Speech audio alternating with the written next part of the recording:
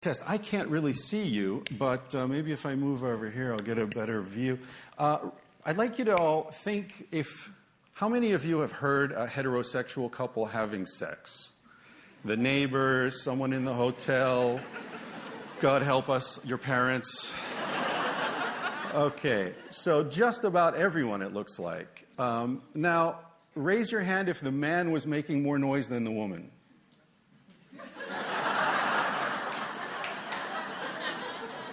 One hesitant hand.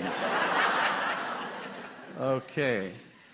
Now, according to what we call the standard model, the standard narrative of human sexuality, women are passive, relatively asexual creatures with very little libido. So why the hell are they making all the noise? And why do they get to have multiple orgasms? How's that make sense? All right. Clicker time. All right, so the standard model. The standard model, what we argue against, I should outline just briefly, is the idea that since time immemorial, men have traded goods and services to women in exchange for sexual access. The underlying logic of this is, if you're my woman, and I note that word my, and I bring home the bacon or the antelope or what have you and share it with you and our children, and you have sex with no one but me, then I know those are my children. And the underlying assumption there is that paternity certainty is part of human nature and always has been. What Casilda and I argue in Sex at Dawn is that this is not true. That this obsession with paternity certainty among men, and therefore the obsession with controlling the sexual behavior of women, didn't enter human consciousness until the advent of agriculture, which is just 10,000 years ago at the most. As Robin said, anatomically modern humans have existed for about 200,000 years. So we're looking at a maximum of 5% of our time on the planet in these conditions where we're really concerned and seeing women as property, seeing animals as property, seeing land as property. Before that, we lived in hunter-gatherer bands that traveled around, and the underlying social motif of these bands was cooperation and sharing. Not because they were noble savages, but because when you're walking 15 kilometers a day, you don't want to schlep around a lot of stuff. So you share it. Just makes sense. If I go hunting, I'm going to get an antelope some days. Robin's going to get an antelope other days. It doesn't make sense for us to hoard our food. It makes sense to share, especially because there's no refrigeration. There's an expression I heard once in Africa: the best place to store extra food is in your friend's stomach. Makes perfect sense, right? Okay, so that's what we're arguing against, the standard model that men are trading protection, meat, shelter, status, and so on for exclusive access to a woman's sexuality, sexual behavior. That's why we say in the book, Darwin says your mother's a whore. Because Darwin proposed that women are trading sex for stuff. All right.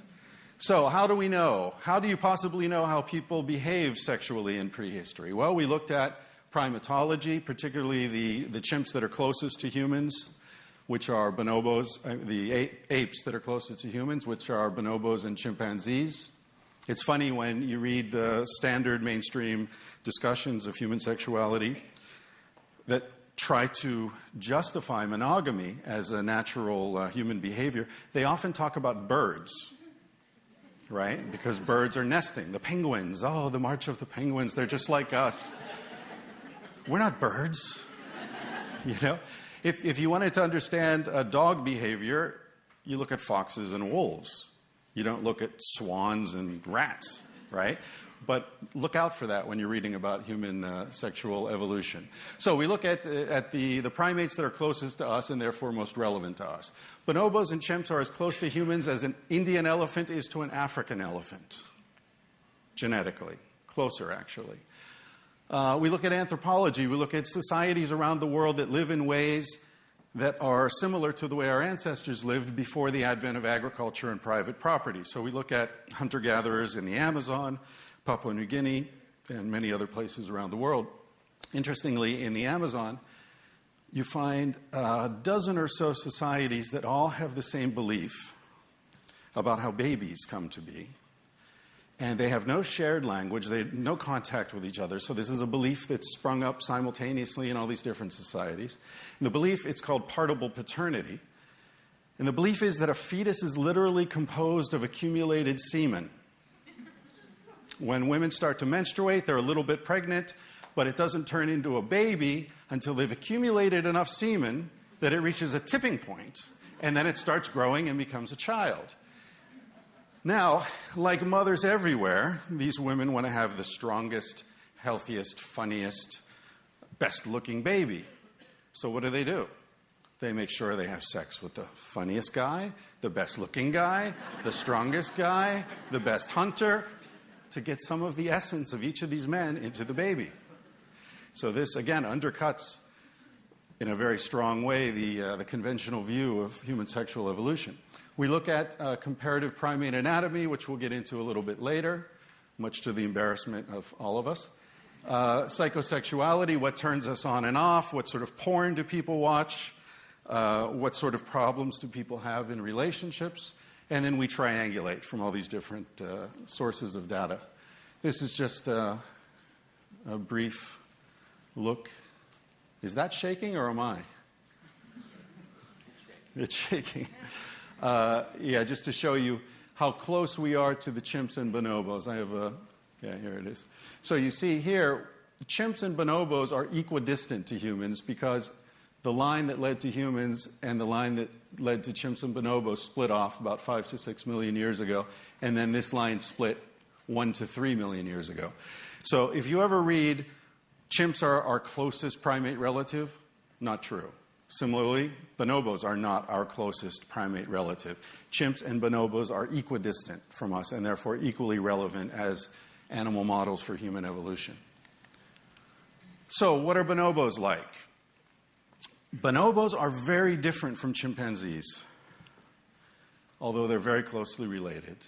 They look almost the same, but Frans de Waal, the great primatologist we were discussing earlier, said that chimps use violence to get sex, bonobos use sex to avoid violence.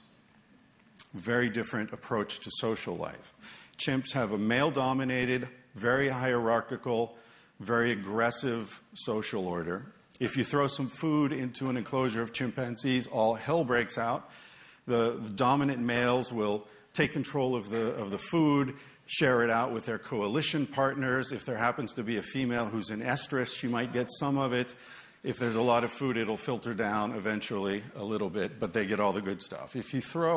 We'll see what happens if you throw some food into an enclosure of chimpanzees. I don't want to ruin the surprise for you. Bonobo social life is female-centered. The females rule the society. The males are a little bit bigger than the females, but if a male attacks the female, all the females will gang up and attack that male, put him in his place. Now, men might be uncomfortable by that, but I'm telling you, when women rule a society, the men get laid more. Everybody's happier.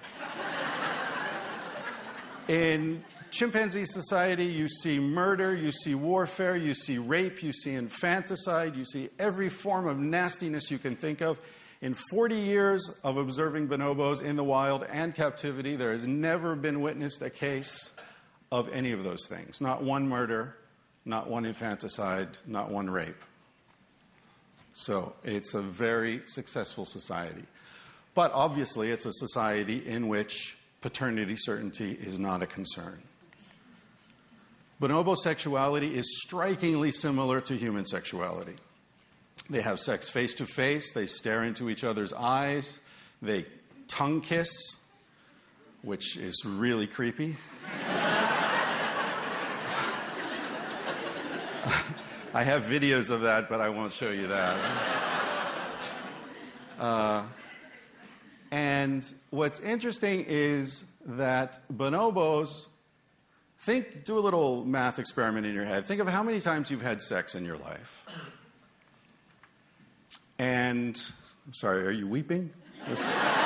Somebody down here looks really sad. masturbation included, all right? And then think of how many children you've had. So what's the ratio?